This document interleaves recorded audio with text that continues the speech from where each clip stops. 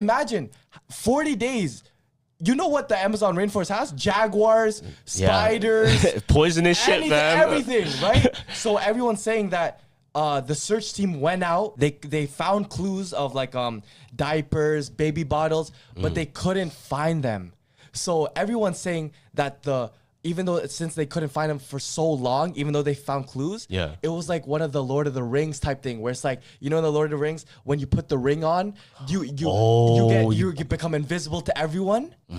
So that's the theory, because it's like the duende took them in, helped them survive. These kids in like one of the, you know, it's deadly. Yeah. And then as soon as like the rescue team came, they got sent off. So they still haven't found them. They're gone. No, they found them. They found them. Yeah, after 40 days. So that's what they told them the one day. Yeah, no, that's like the theory, because there's no way like everyone believes that these kids are surviving 40 days with no food and shit. You know what I mean?